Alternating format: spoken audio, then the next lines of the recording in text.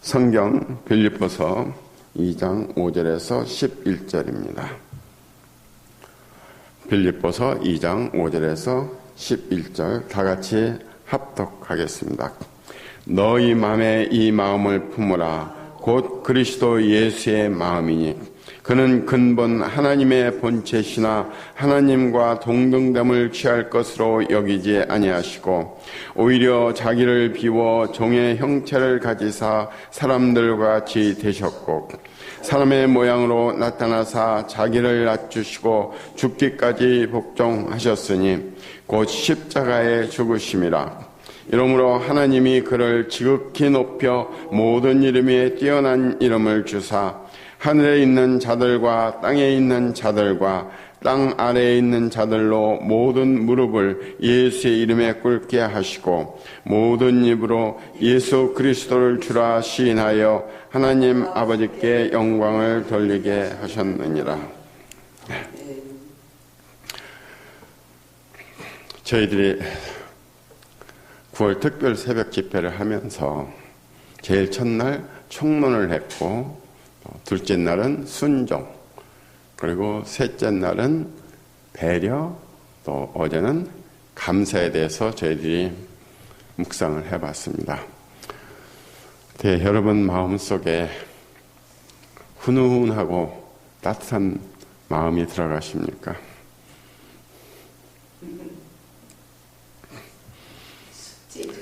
원래 약이란 것은 병자에게 필요한 겁니다. 아무리 건강한 사람에게 인삼 녹용 갖다 먹여봐도 큰 효과가 나타나지 않습니다. 이미 성도들의 삶을 살고 있는 여러분에게는 이것이 어떤 면에서 봐서는 크게 어떤 효과를 나타낼지도 몰라요. 왜? 여러분들은 건강하시기 때문에. 그러나 우리는 항상 그 완성에 이르는 단계로 우리가 꾸준히 노력하면서 우리의 삶의 과정이 그렇기 때문에 우리가 이렇게 품성에 대해서 배우는 것이 여러분의 삶에 큰 도움이 되리라고 생각합니다. 오늘은 겸손에 대해서 우리가 같이 생각을 해보겠습니다. 겸손이 뭡니까? 남을 존중하고 자기를 낮추는 태도입니다. 겸손의 가장 중요한 것은 자기를 낮추는 겁니다. 자기를 높이는 것이 아니라 자기를 항상 낮추는 마음, 그것이 우리가 겸손이라고 하는 겁니다. 하나님이 우리에게 믿음 그리고 사랑 다음으로 원하시는 것이 있다면 저는 바로 겸손이라고 생각합니다. 하나님은 겸손한 자를 가장 사랑하십니다. 하나님이 제일 미워하시는 게 뭡니까? 교만입니다. 교만은 패망의 앞잡이입니다. 마태복음 11장 29절에서 나는 마음이 온유하고 겸손하니 나의 멍에를 메고 내게 배우라. 그리하면 우리 마음이 쉼을 얻으리니. 우리가 9월 특별 새벽 집회 기간 동안에 우리가 여러 가지의 품성에 대해서 공부를 합니다. 그러나 하나님이, 예수님이 직접적으로 언급하셨던 이런 성품은 바로 겸손과 온유입니다. 겸손하라는 겁니다. 예수님이 온유하고 겸손하시니 내게 배우라는 겁니다. 그 겸손과 온유를 배우라는 겁니다. 교만은 천사를 떨어뜨려 마귀가 되게 하고 겸손은 사랑으로 천사가 되게 한다고 얘기를 합니다. 마귀의 최고 우두머리 루시퍼, 바로 찬양을 했던 천사장이었습니다. 천사들의 우두머리.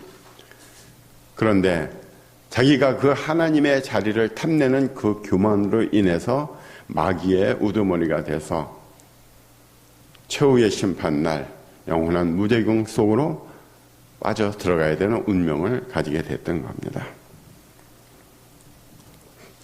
영국의 프리처 박사에게 한 전도자가 가서 어떻게 하면 영국에서 제일 유명한 전도자가 되겠습니까? 하고 물어봤더니 그때 박사의 말이 영국에서 제일 작은 자가 되라는 겁니다. 작은 자.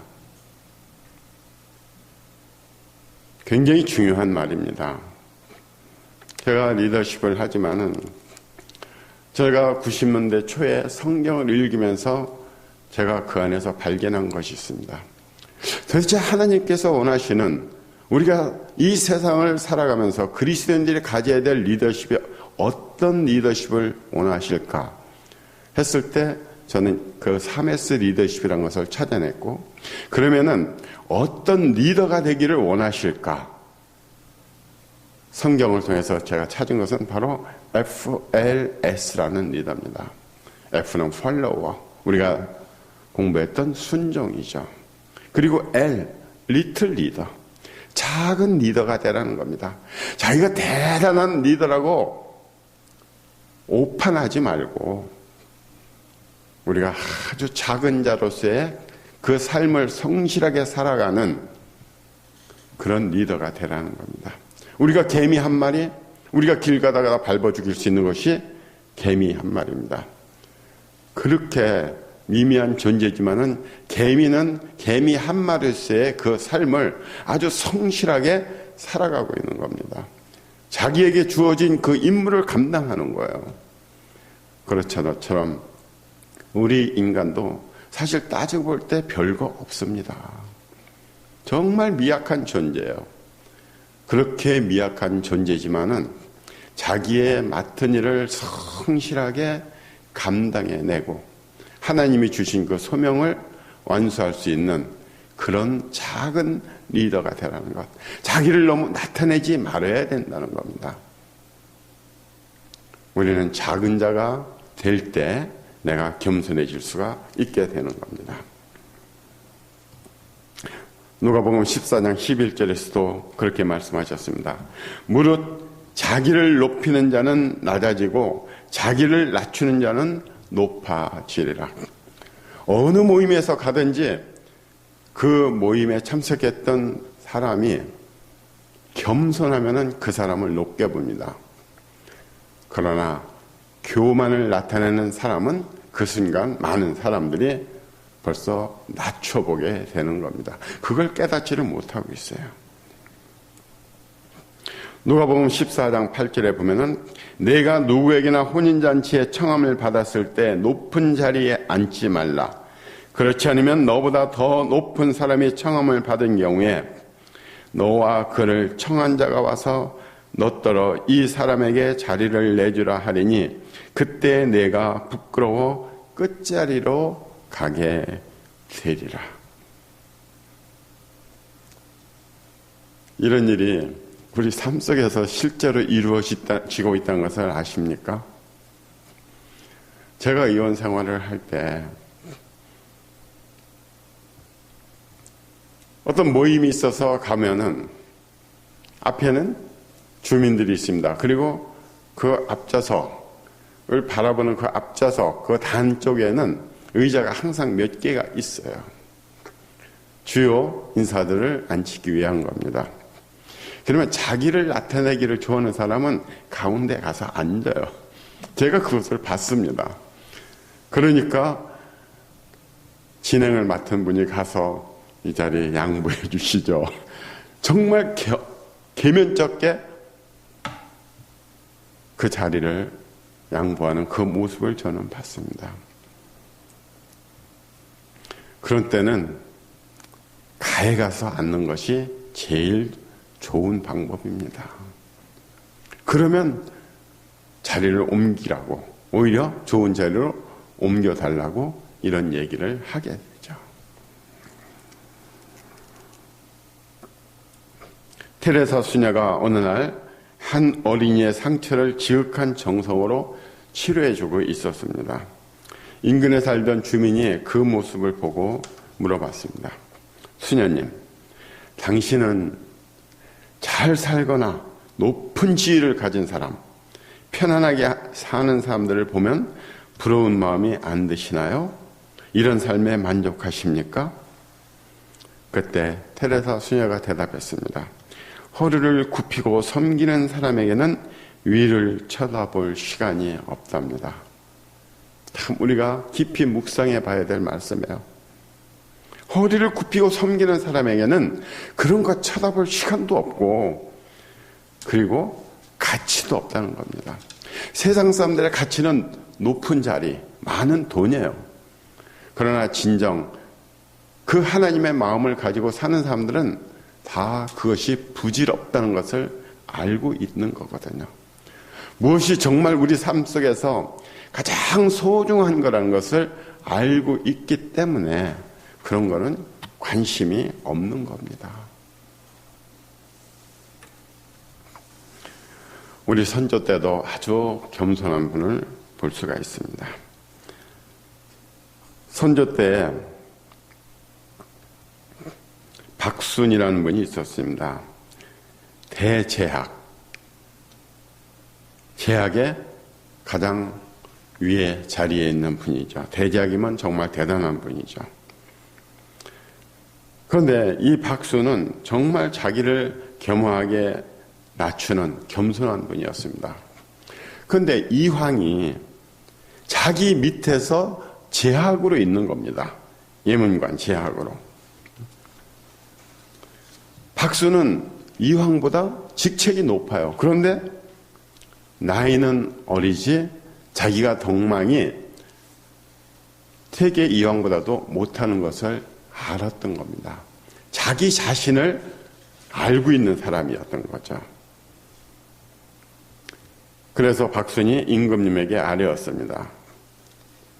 이태계가 제학이 되어서 저보다 낮은 자리에 있습니다. 그런데 이황은 학문으로 보나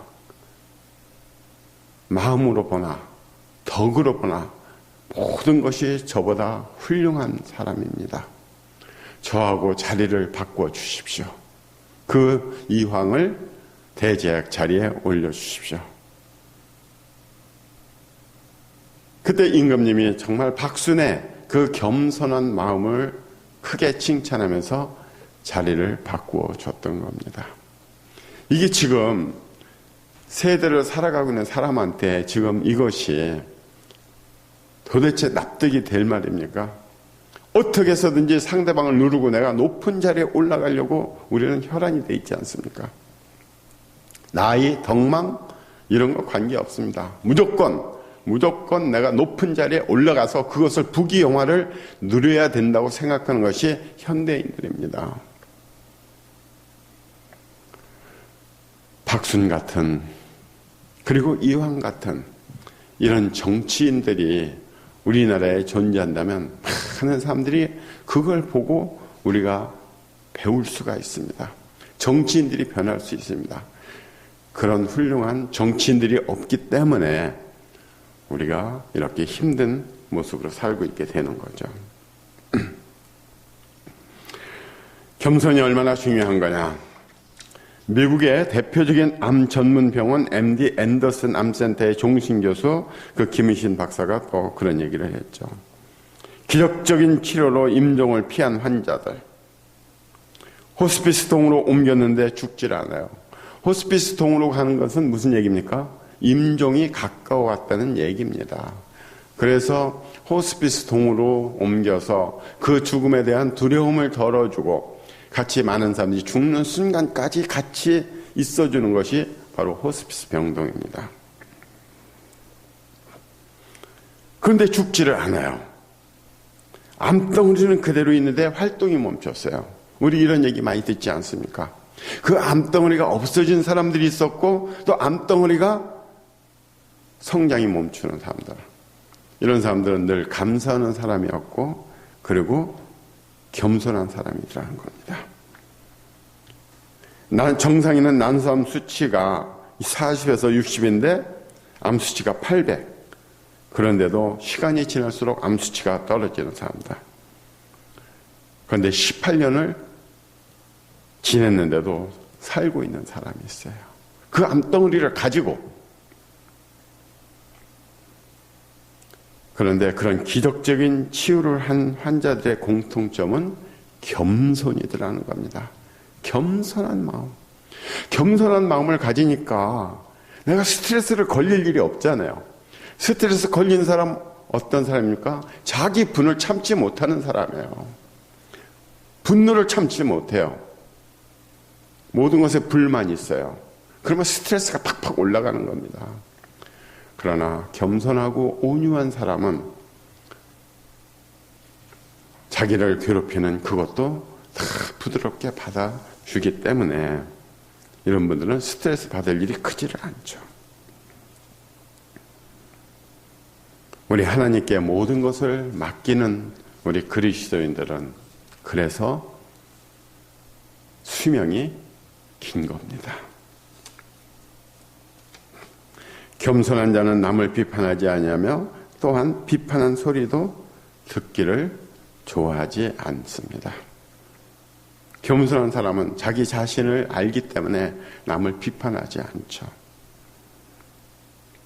그리고 그런 소리를 남이 서로 비판하는 소리를 또 듣기를 좋아하지 않습니다.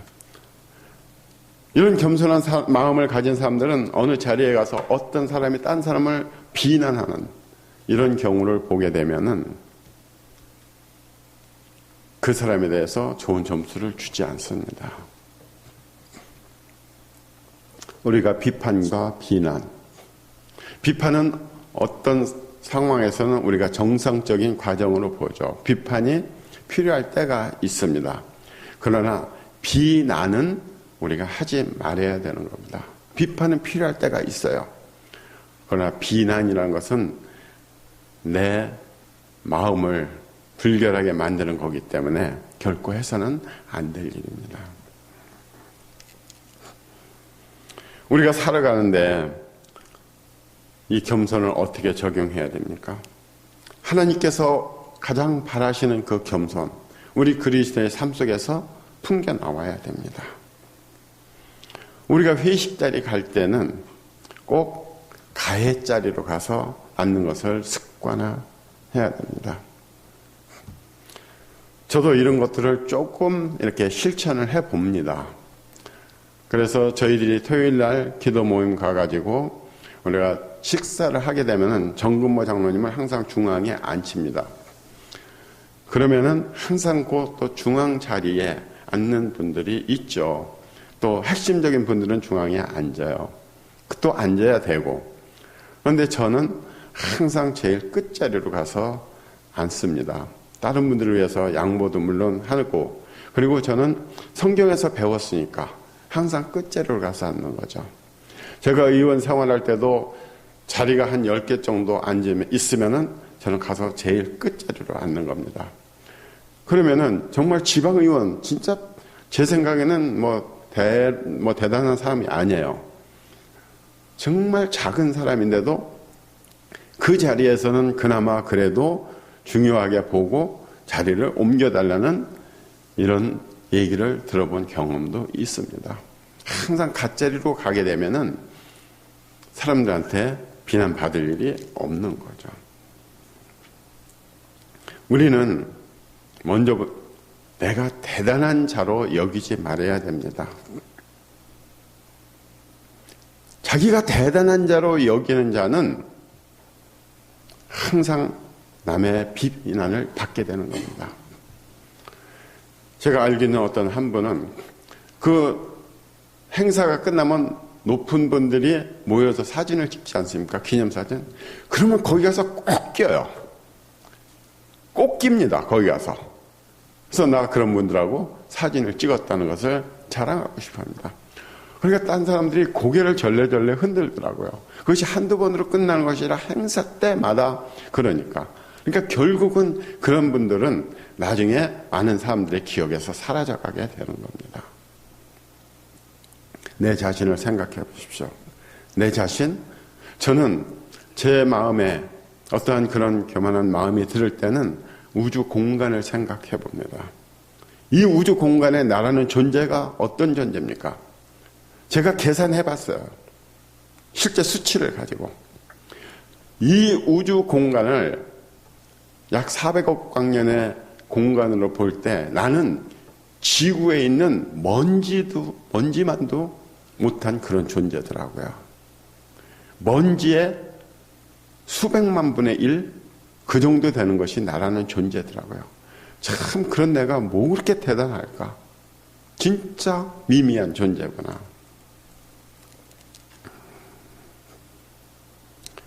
저는 항상 그런 생각을 해봅니다. 기어가는 벌레와 같은 존재가 바로 너다. 내가 자랑할 것이 없더라고요. 네가 알고 있는 그것이 뭐 그렇게 자랑할 게 있습니까? 내가 알면 얼마나 안다고. 그래서 저는 인터넷에 들어가서 자료를 좀 얻으려면 거기다 복사 금지, 그리고 퍼가지 못하게 해놓는 것들이 많이 있어요. 저는 그걸 볼 때마다 그런 생각이 들어요. 이게 뭐 그렇게 대단한 거라고. 누가 갖다 보면 어떻다고.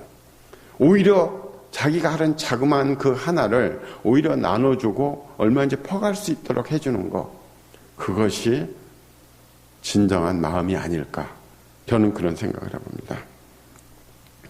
그러면서도 나라는 존재는 어떤 존재입니까? 하나님이 창조하신 존재예요. 이 지구상에 존재하는 모든 생물 중에 가장 우두머리에 존재하는, 가장 높은 자리에 위치하는 것이 나라는 존재입니다. 나에 대한 자존감을 가져야 되는 겁니다. 정말 나는 그 어떤 것도 바꿀 수 없는 가장 소중한 존재라는 것, 하나님이 사랑하시는 존재라는 것, 이 자존감을 우리는 가지고 살아야 되는 겁니다. 나를 비하할 필요가 없습니다. 나를 겸손하게 낮출 필요는 있지만 비하해서는 안 됩니다. 자존감을 가져야 됩니다. 그러나 우리가 자존심을 또 가져서는 안 됩니다. 항상 겸손한 마음으로 우리는 가져야 되는 겁니다. 우리가 자존감을 가지고 살게 되면은 우리가 지위가 높다고 하는 사람들, 돈이 많다고 하는 사람들, 이런 사람들에 대해서 두려워할 이유가 없습니다. 그 사람들이 돈 더 가졌겠죠. 자리가 높을 수가 있습니다. 그런 사람들을 두려워할 필요가 없습니다.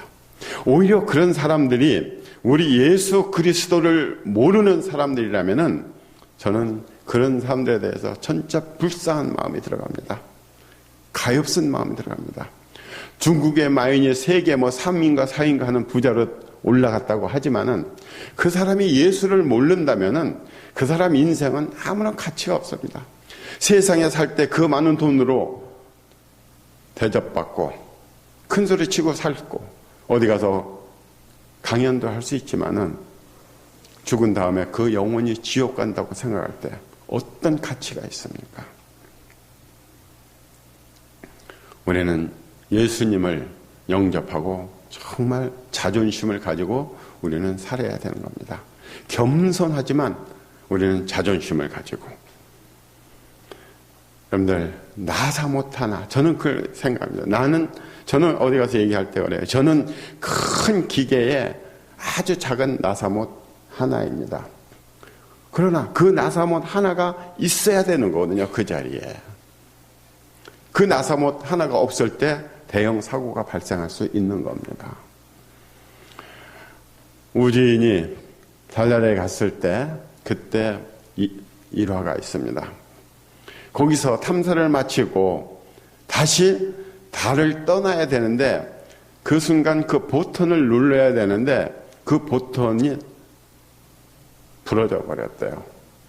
그거 누르지 못하면은 올라갈 수가 없다는 겁니다. 그 달 착륙선이 다시. 순간 아찔했는데 그때 마침 연필을 가지고 있었다는 겁니다. 그 연필로 그것을, 그 구멍 속에 있는 그것을 눌렀기 때문에 착륙선이 점화돼가지고 올라갈 수 있었다는 거예요.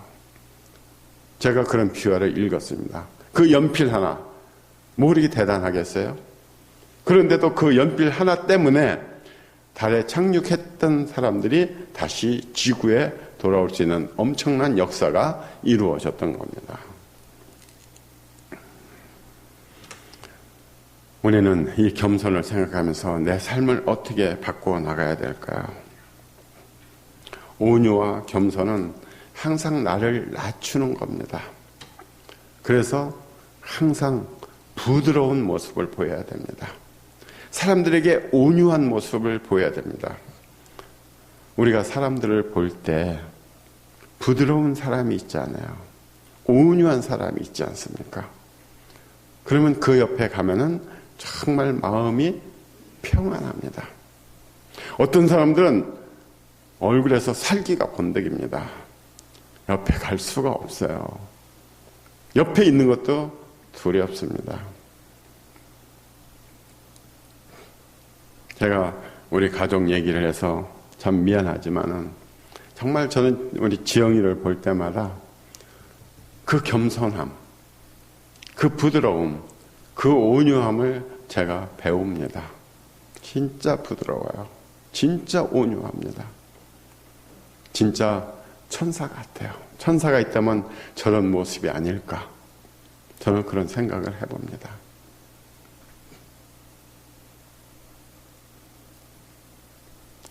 상대방을 배려하는 것, 제가 말씀을 드렸습니다. 모든 품성은 서로 통한다고. 별개로 독립된 것이 아니라고. 우리가 항상 남을 배려할 때, 남을 존중할 때 우리는 그 부드러운 모습으로, 부드러운 말투로, 낮은 마음으로, 낮은 목소리로 늘 사람을 대할 때 우리는 그리스도인으로서의 본이 되어서 주의 그 그리스도의 향기를 날리며 많은 불신자들을 믿게 하는 놀라운 역사가 이루어질 수 있다는 것을 확실히 믿으시기 바랍니다.